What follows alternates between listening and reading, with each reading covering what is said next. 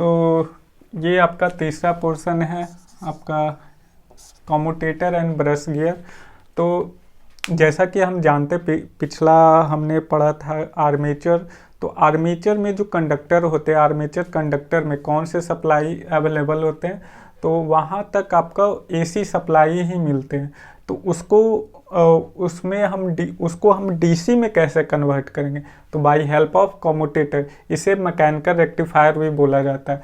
तो AC voltage is produced in the coil rotating in magnetic field. जो coil rotate कर रहा है मैग्नेटिक फील्ड में जो कॉइल रोटेट कर रहा है उसमें कौन सा एसी वोल्टेज प्रोड्यूस होता है। और to obtaining DC in external circuit a commutator is needed. एक कम्यूटेटर की आवश्यकता होती है। तो वो कम्यूटेटर, तो यहाँ पे आप नोट डाउन भी कर सकते हो कि commutator is also called a mechanical rectifier.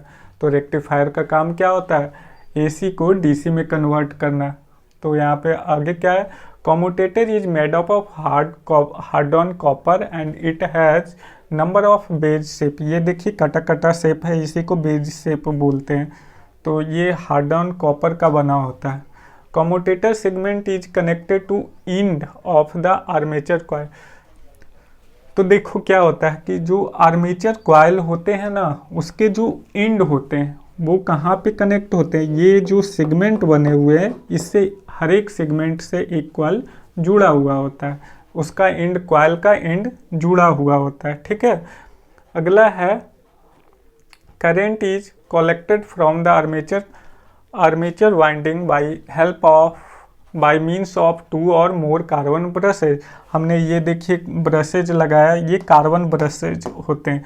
अब ये कार्बन का ब्रश ही क्यों यूज करते हैं, वो इम्प्रूवमेंट ऑफ कम्यूटेशन प्रोसेस में पढ़ेंगे कि कार्बन ब्रश हम क्यों लगाते हैं। कार्बन ब्रश की हेल्प से अभी हम ये जान लें, कार्बन ब्रश की हेल्प से हम क्या करते हैं, जो डीसी हमारा जो आउटपुट होता है वो आउटपुट को हम कलेक्ट करते हैं, करंट को कलेक्ट करते हैं।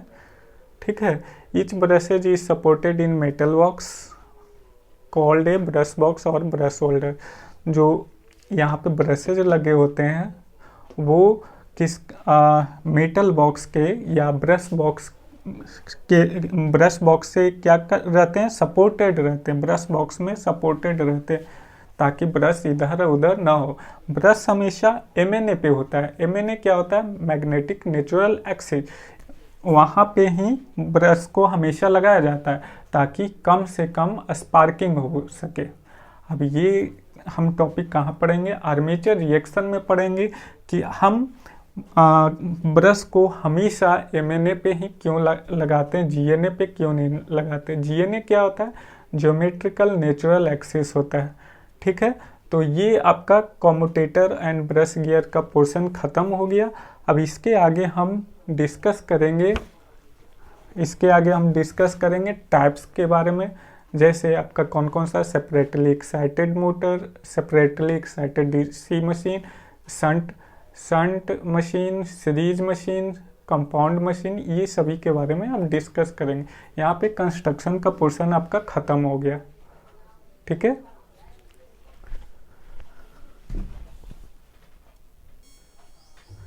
तो गाइज देखिए अब हम डिस्कस करेंगे टाइप्स ऑफ डीसी मशीन के बारे में। ये टाइप्स कितने टाइप के होते हैं, तो by according to excitation DC machine 2 तरह के होते हैं। एक होता है सेपरेटली एक्साइटेड, दूसरा self excited. It means separately excited किसे बोलेंगे, तो हमने बताया था अभी तक कंस्ट्रक्शन में हमने डिस्कस करा था, जिसमें एक मैग्नेटिक सर्किट होता है। मैग्नेटिक सर्किट सिस्टम, उसमें क्या होता है, जो फील्ड होता है, फील्ड को जो करंट मिलता है उससे वो क्या मेन फ्लक्स जनरेट करता है।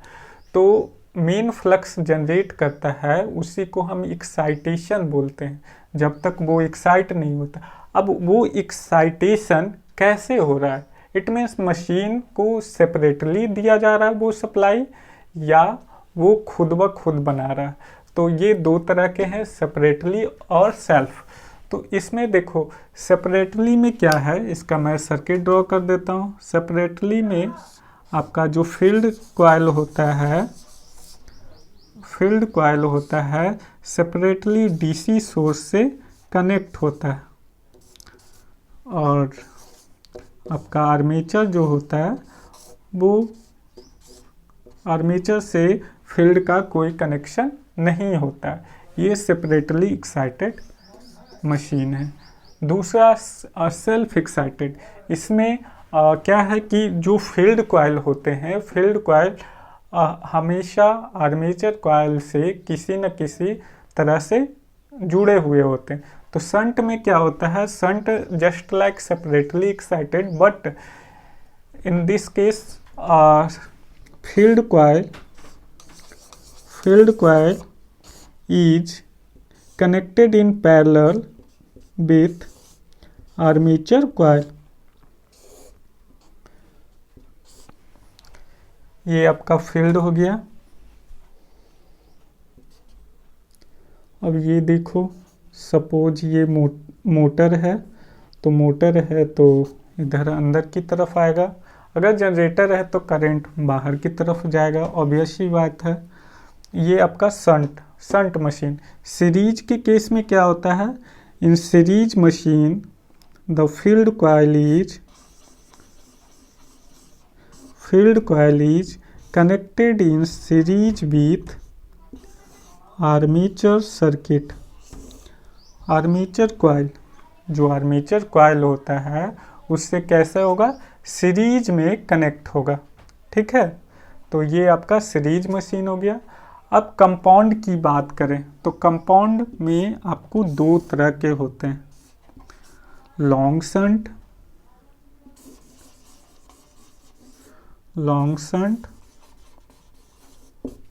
Short shunt.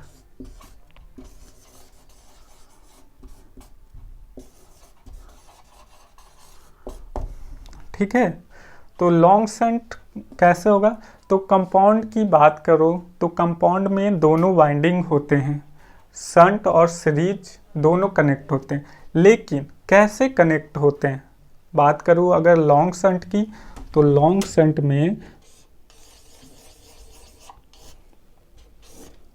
शंट में जो सीरीज वाइंडिंग होता है वो सिर्फ आर्मेचर के सीरीज में कनेक्ट होता है। ये आपका आर्मेचर हो गया, ये हो गया लॉन्ग शंट। शॉर्ट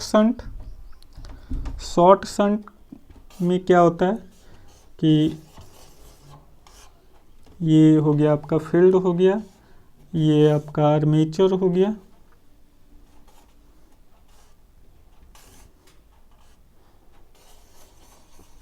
ये आपका सीरीज वाइंडिंग होगी। तो इस तरह से कनेक्ट होता है। ये आपका पूरा डायग्राम की मदद से हमने आपका क्लासिफिकेशन किया डीसी मशीन का। अब इन सबों को हम डिटेल एनालिसिस देखेंगे।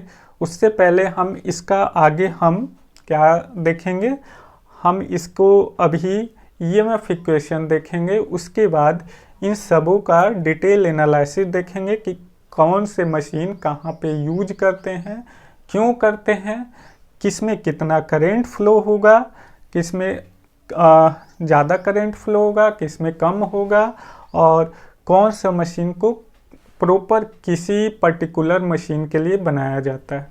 ठीक है, तो फिलहाल इस वीडियो में इतना ही। अगले लेक्चर में हम ईएमएफ इक्वेशन के बारे में बात करेंगे और उससे कुछ प्रॉब्लम के बारे में डिस्कस करेंगे। उसके बाद आपका जो टॉपिक है इम्प्रूवमेंट ऑफ कम्यूटेशन प्रोसेस, उसको डिस्कस करेंगे और इन सब का थोड़ा सा डिटेल एनालिसिस देखेंगे। Thank you.